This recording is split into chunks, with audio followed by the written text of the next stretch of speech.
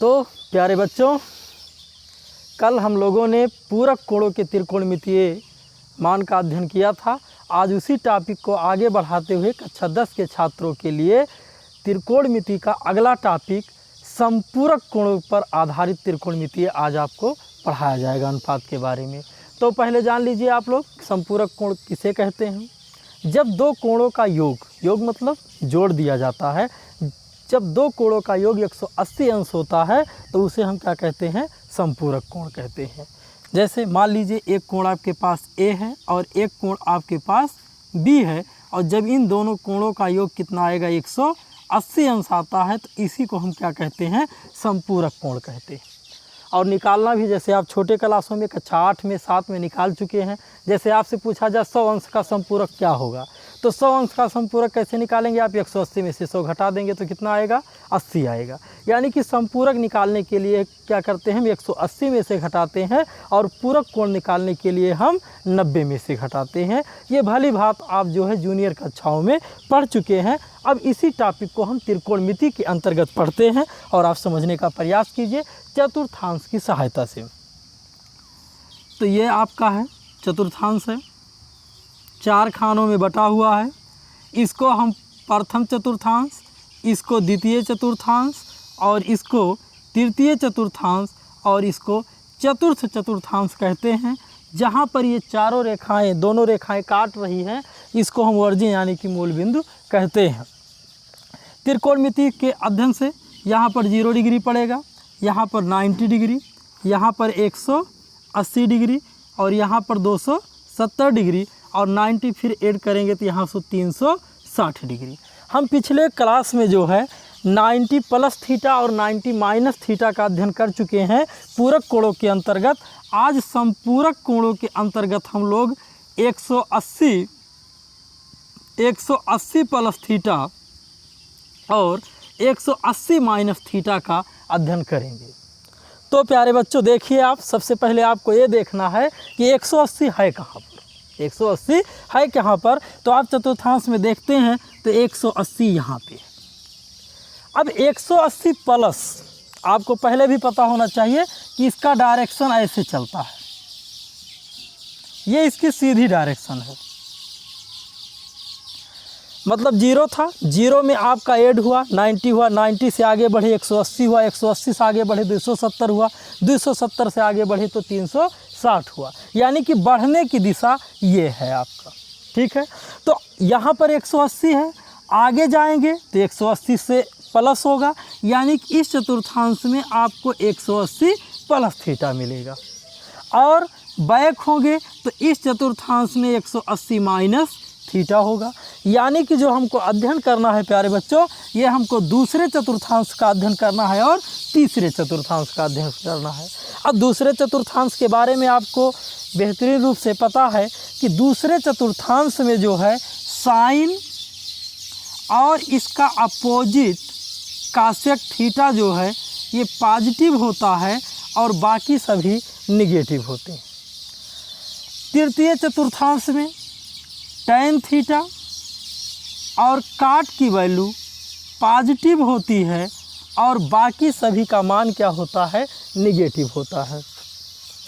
तो इसके अंतर्गत अब देखते हैं हम लोग एक रूल और भी जान लीजिए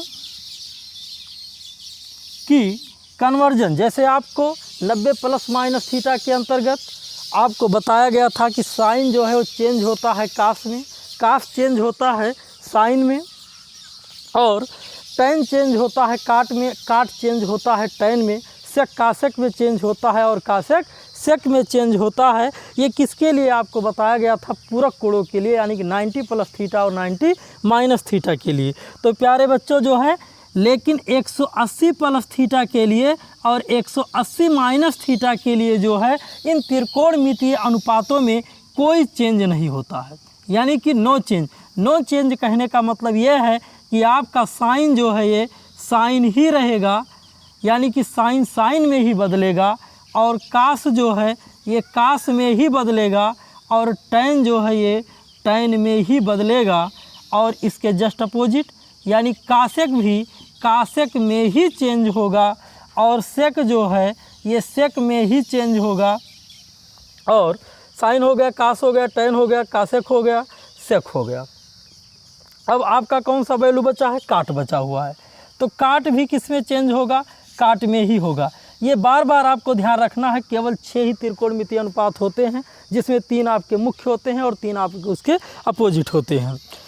तो आपको क्या बताया गया? 180 प्लस थीटा और 180 माइनस थीटा के लिए किसी भी प्रकार का कोई चेंज नहीं होगा, लेकिन चिन्ह में चेंज होगा, जिसकी चर्चा हमने किया ही कि साइन का मान जो होगा दूसरे चतुर्थांश में पड़ेगा, कासेक का मान दूसरे चतुर्थांश में पड़ेगा, यानी कि 180 माइनस थीटा के लिए होगा तो आपका वैल्यू क्या होगा? प्लस होगा। और तीसरे चतुर्थांश में tan 180 प्लस थीटा मिलेगा या काट 180 प्लस थीटा मिलेगा तो उसका मान क्या होगा? प्लस होगा। बाकी इसके अलावा जो 4 आपको मिलेंगे साइन, कासेक और कासेक, उसका मान क्या होगा? निगेटिव होगा।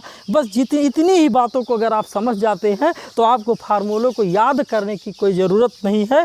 इसी कंसेप्ट के सहारे आप जो आसानी से सभी फार्मूलों को लिख सकते हैं। आइए हमारे साथ देखिए फार्मूला लिखा कैसे जाए।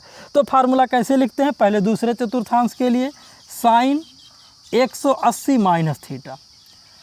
180 माइनस थीटा जैसे ही आप देखेंगे तैसे ही आपके दिमाग में आ जाना चाहिए कि बात जो हो रही है वो 180 से कम की हो रही है, और 180 से कम का मतलब कि आप दूसरे में जाएंगे, यानी कि कहने का मतलब है कि बात दूसरे चतुर्थांश की हो रही है।